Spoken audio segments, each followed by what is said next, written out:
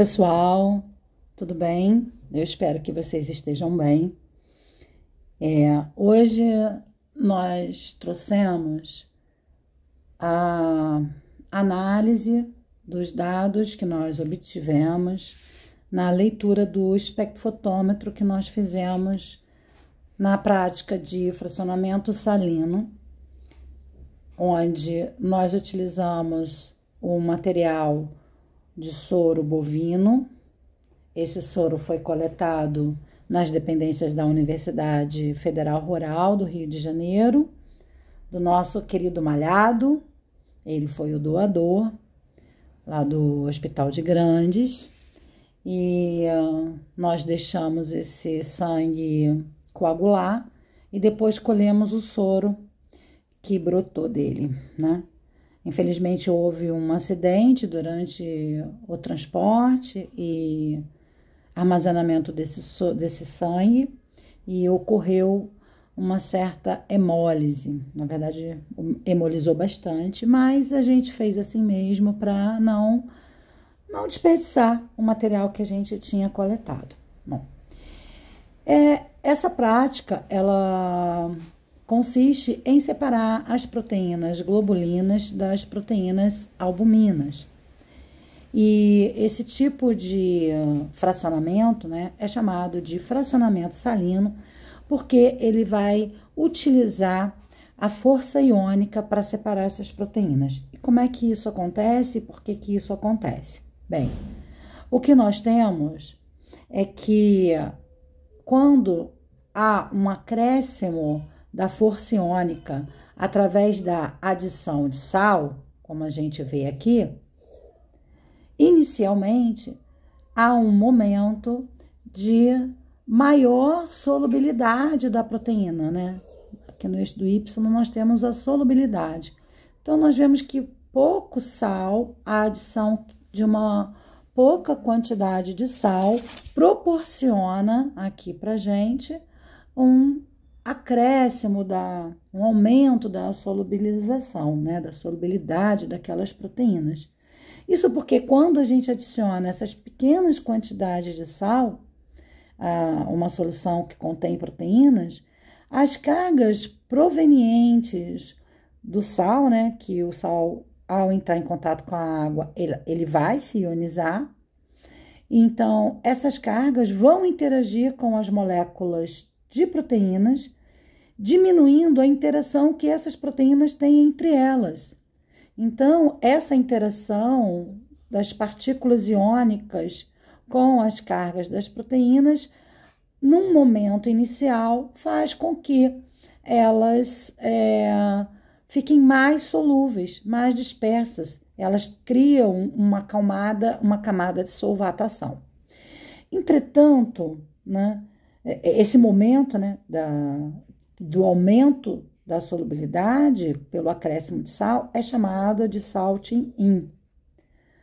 Entretanto, quando nós acrescentamos uma quantidade maior de sal, como nós estamos em momentos de maior quantidade de sal, a água, que antes ela estava proporcionando uma camada de solvatação para ambas as partículas, tanto as proteínas quanto os próprios sais que ainda estavam ionizados, ela tem uma tendência a interagir com as espécies que são menores.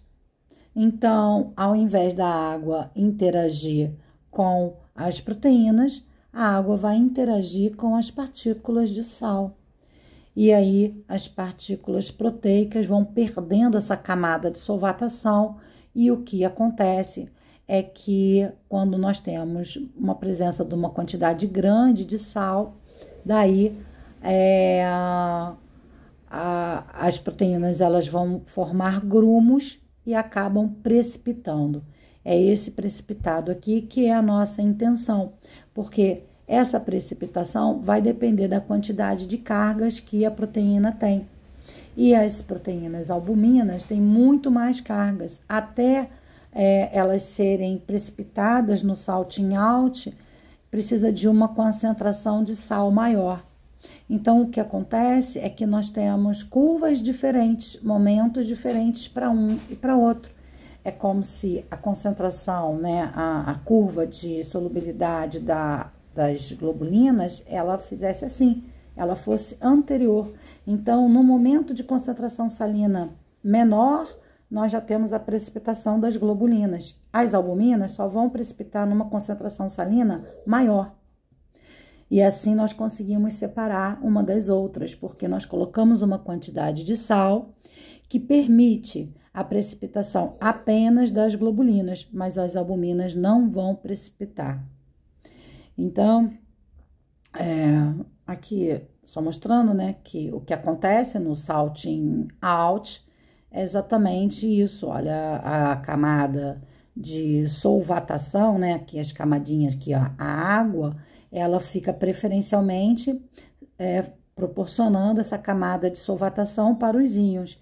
E as proteínas, elas vão se aglomerando, por isso que elas precipitam, né? Já quando você tem o momento de salting in, você tem um aumento da solubilidade, né? Pouco sal. É exatamente por isso. Então, o que nós fizemos foi o quê? Num tubo de centrífuga de vidro, nós utilizamos 7,5 ml da solução concentrada de sal, de sulfato, sulfito, e adicionamos meio mililitro do soro, certo? Deixa eu mudar essa caneta aqui, botar uma caneta normal. Meio mililitro do soro. E aí, fechamos esse tubo e homogeneizamos por inversão de 3 a 4 vezes, certo?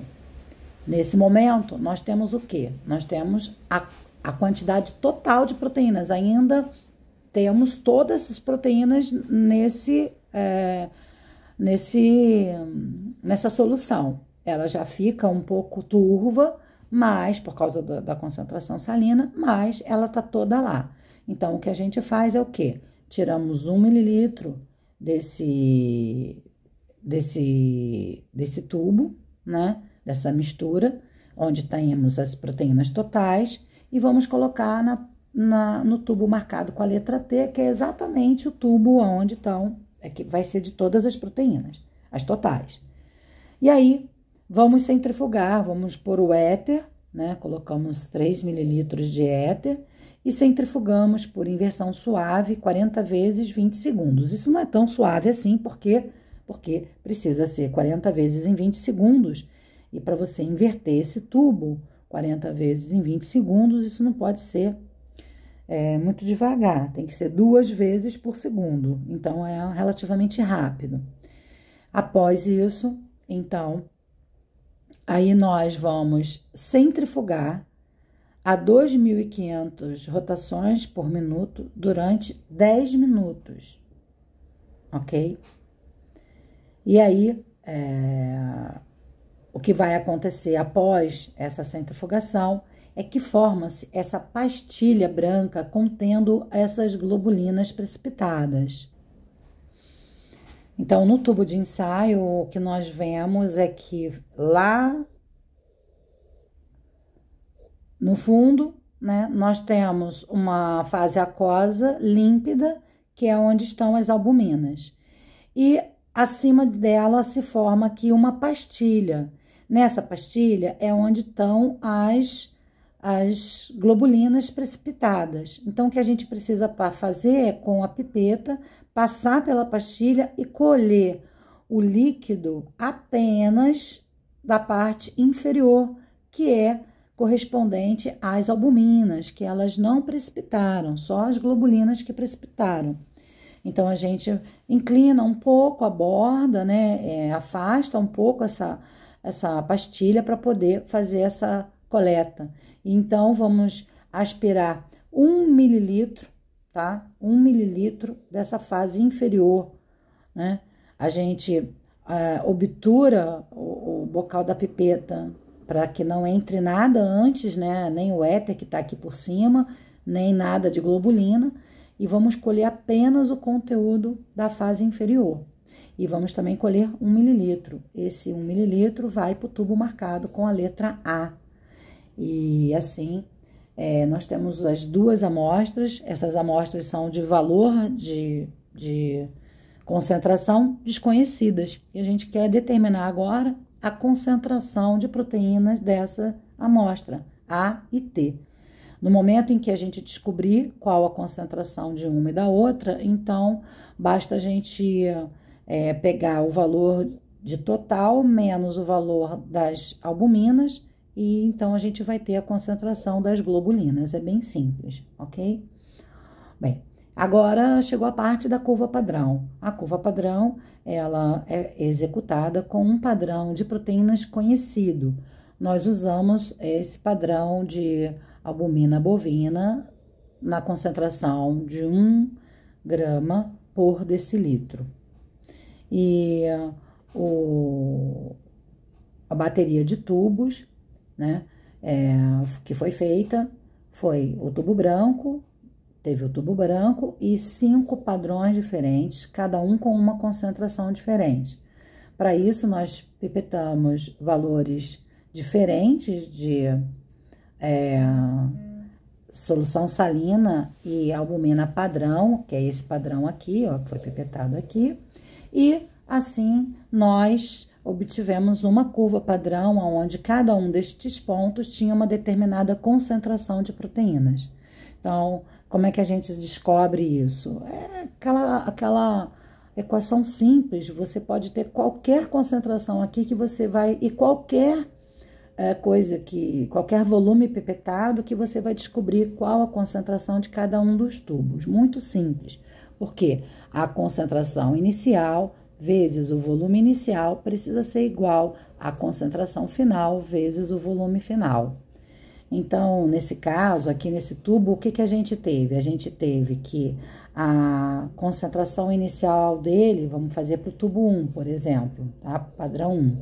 A concentração inicial da albumina bovina foi 1 grama por decilitro, isso foi para todos os tubos. Bom, então, a concentração é 1, a concentração inicial é 1, vezes o volume inicial. Peraí que eu preciso, vou dar uma diminuída nessa, tá muito grosso isso, peraí. Pronto, agora melhorou. Então, a concentração inicial foi 1, vezes o volume inicial. Qual foi o volume inicial que eu usei no primeiro tubo? O volume inicial é o volume que eu usei de padrão. Então, foi 0,2 mililitros. Então, aqui tudo é em mililitro. 0,2, né?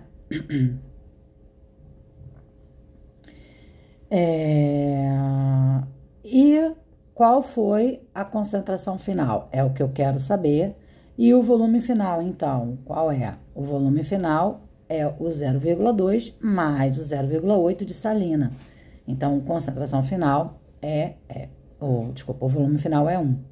Então, 1 vezes a concentração final é igual a 1 vezes 0,2, ou seja, é 0,2. Então, nesse caso aqui, a concentração é igualzinha, e vai ser igualzinho para todos os tubos, né? Só vocês fazerem as contas. Então, nós podemos até colocar aqui do lado, que também é igual à concentração, tá?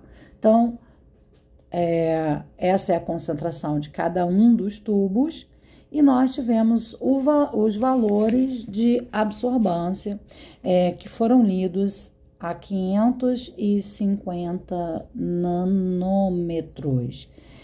Tem um erro aqui na apostila, acabei de ver, olha, que tá milímetro, não é milímetro, né, gente? Milímetro seria enorme isso, é nanômetro, bem menor, ok? Depois do milímetro vem o micrômetro e depois do micrômetro vem o nanômetro, ou seja, é muito, muito, muito menor, tá? Então, só um detalhe, tem que arrumar isso aí.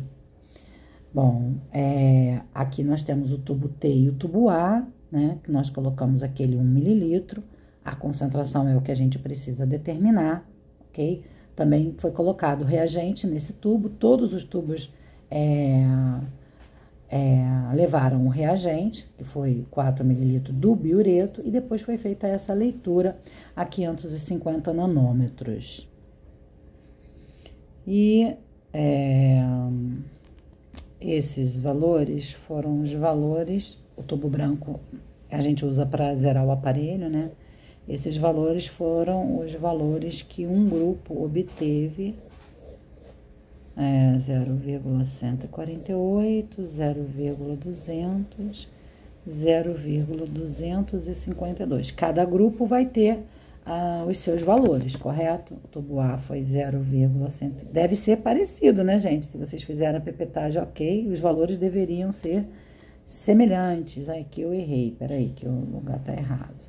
O total não é esse valor, não, é 0,325 e a albumina nesse grupo deu 0,140. Nós vamos fazer com esses valores mesmos, ok? Então, a primeira forma da gente poder avaliar e dizer qual é a concentração dessas duas amostras aqui, que são desconhecidas, que nós não sabemos a concentração, é o quê? Plotar um gráfico, aonde nós temos o gráfico da curva padrão, aonde nós temos no eixo do Y a absorbância e no eixo do X a concentração. Então, basta você plotar aqui a absorbância e a concentração, que é a mesma que aqui, né? E vocês vão ter aqui a sua reta, né? E o que pode ser feito aqui é simplesmente por extrapolação gráfica. Você verifica qual foi a absorbância do seu desconhecido e por extrapolação gráfica você descobre qual é a concentração. O erro aqui é um pouco maior. E existe também o método através do fator de calibração, que é um método mais preciso, que eu vou mostrar para vocês. Deixa eu apagar esse bagulhete aqui que eu fiz aqui, para botar aqui. Então, nós vamos fazer o cálculo do fator de calibração. Esse fator de calibração, ele tem a ver com a angulação da reta. Então, nós vamos calcular o fator de calibração, que é a mesma coisa que você pegar aqui a concentração e dividir pela absorbância de cada um desses tubos do padrão, tá? Então, o primeiro, obviamente, não tem, né? Que é o branco. Então, o primeiro tubo, o primeiro padrão aí, se você pegar, então, a concentração, que é 0,2, e dividir por 0,048, vai obter um valor igual a 4,1666, uma dízima. Então, vai dar 4,17. Nesse segundo ponto aqui, 0,4 divididos por 0,101 dá 3,9603. Então, vou botar aqui 3,96. O padrão 3 vai dar 4,05. O padrão 4 vai dar 4, né? E o padrão 5 vai dar 3,9682, 3,97. Então, o que nós temos aqui é o seguinte, que a nossa reta até que não ficou ruim. Por quê? Se ela fosse uma reta perfeita, esses valores eles seriam idênticos, né? Ela não ficou ruim, todos os pontos estão dentro da reta. Então, o que eu vou fazer agora é uma média aritmética desses valores de fator de calibração. E aí, a gente tem que o fator de calibração médio vai ser igual, então, à média desses valores. E fazendo a média aritmética desses valores, a gente vai ter que o fator de calibração médio é 4,03, ok? Esse é o valor do fator de calibração. Então, para eu descobrir qual a concentração da amostra desconhecida, basta eu pegar esse fator de calibração e multiplicar pela absorbância da amostra desconhecida. Então, o fator de calibração vezes a absorbância do tubo T é igual a quanto, né? Então, 4,03 vezes a absorbância do total, que foi 0,325. Pessoal, então, E essa multiplicação deu 1,3975, 1,31. Qual unidade? A unidade que nós fizemos, que é grama por decilitro. Só que acontece o seguinte, foi feita uma diluição lá no início, lembra?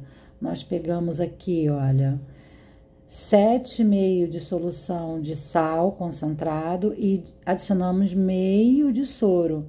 Então, nós fizemos uma diluição aqui. Qual foi a diluição? Para você saber quantas vezes você diluiu, basta você saber quantas vezes meio mililitro de soro cabe no volume total que foi criado.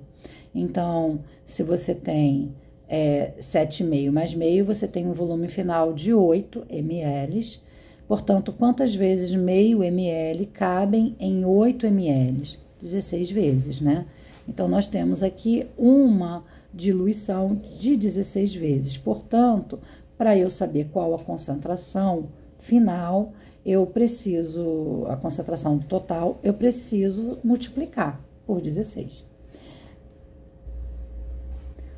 E essa concentração, então, esse valor deu 20,96 gramas por decilitro. Obviamente que esse valor, ele está totalmente fora do que é considerado um padrão normal. Mas, como eu disse, houve muita hemólise, então, tem muitas proteínas que não são do soro, que são proteínas citoplasmáticas, que nós estamos botando aqui nessa conta. Por isso que não vai servir para a gente fazer nenhuma consideração real a respeito das concentrações de proteínas desse animal, mas serve para a gente fazer as contas, ok? Bom, então essa é a concentração do total e a concentração do tubo A, né, que seriam as albuminas, é a mesma coisa, basta a gente multiplicar o 0,140 pelo fator de calibração, que é o 4,03. E nós temos que as albuminas, elas ficaram, essa aqui são total, as albuminas a gente teve um valor de 0,5642, 0,56, né? Gramas por decilitro também, tá? Mas também temos que vou multiplicar o número inteiro, 0,5642 vezes o quê? 16, que é foi o fator que a gente diluiu, ok? Então, deu um total de 9,02, é muito, muito acima do normal. E aí, quanto seriam as globulinas? As globulinas seriam 20,96 menos 9,02, ou seja, é muita proteína. Realmente tá fora do que é considerado um padrão normal para bovino, ok? Então, nós não vamos fazer nenhuma extrapolação em relação à saúde do animal, porque não tem nada a ver. Isso aconteceu devido à hemólise mesmo. Bom, a outra forma da gente conseguir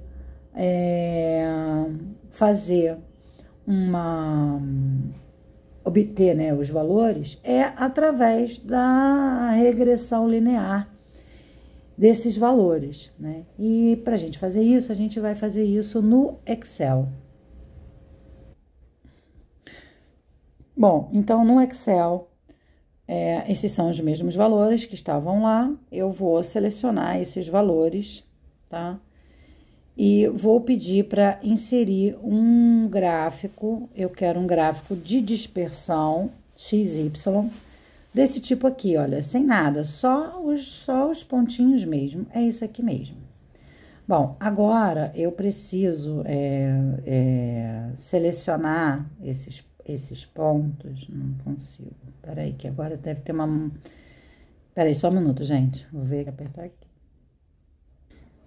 Bom, pessoal, então, no Excel de computador, você clica nesses pontos, né, do gráfico, e depois clica no botão do lado direito, vai abrir uma caixa de diálogo, aí você pede para adicionar uma linha de tendência.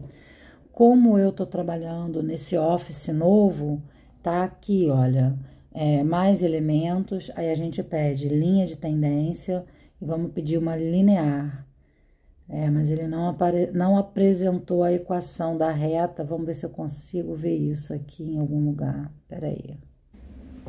Bom, o que aconteceu foi que eu não consegui encontrar onde aqui nesse Office 365 colocar essa linha de tendência. E aí eu fiz no Excel, no computador, e a linha de tendência aqui no caso, eu vou descobrir isso aqui depois, né? Mas só achei onde coloca a linha de tendência, mas aqui não tem nenhuma opção para ela me dar a equação da reta. Mas ele faz o cálculo, obviamente, né? Deve estar em algum canto escondido aqui. Eu vou procurar e descobrir depois. E a equação da reta, então, como eu falei, no Excel você seleciona os pontos, depois com o mouse do botão, o botão direito do mouse, você tem essa caixa de diálogo onde você coloca a linha de tendência. E a equação da reta para esse gráfico foi y, tem que botar aqui fora, escrever fora, acho que eu não consigo, tem que escrever aqui, né? Y igual, cadê? Jesus, peraí. Pronto, agora vai. Y igual a, peraí, deixa eu, tá aqui, 0,2519x menos 0,0011, ok? Essa é a equação da reta. Então, com a equação da reta agora, basta a gente substituir na equação da reta. Essa é a equação da reta. Então, para o tubo A, nós temos que o y foi 0,140, igual a 0,2519x menos 0,0011. Então, x vai ser igual a esse 0,140, tá diminuindo, passa para lá somando, mais 0,0011, divididos por 0,2519, e isso vai dar 0,5601, 0,56, bem semelhante ao que nós obtemos, né? Foi aqui, ó, 0,56, igual. 5642, a gente obteve 5601, ou seja, igual. Então, 5601 vezes 16, né, vai dar 8,96. A gente chegou aqui, ó, 9,02, 8,96, né, é a mesma coisa, 8,96. O que? Gramas por decilitro. E para o tubo total, nós vamos ter, a leitura foi 0,325. Então, nós temos que para o tubo total, x é igual a 1,29456. 1,30, porque o 6 passa o 5 para 6 e o 6 passa o 4 para 5. Então, 1,30. O que? Grama por decilitro. Mas, a gente tem que multiplicar ainda por 16, né? Porque foi a diluição que a gente fez, inicial, né? Da mesma forma que multiplica o tubo A, também tem que multiplicar o tubo T. E isso vai dar 20,8 gramas por decilitro, certo? São valores realmente que a gente não pode nem considerar para falar alguma coisa, né? Mas a explicação é exatamente porque aconteceu a hemólise. Bom, pessoal, para hoje era isso. Qualquer dúvida, eu estou à disposição para tirar com vocês, ok? Até mais. Se você gostou desse vídeo, você pode deixar o seu joinha, inscrever-se e ativar o sininho para se tornar um tripulante da nave.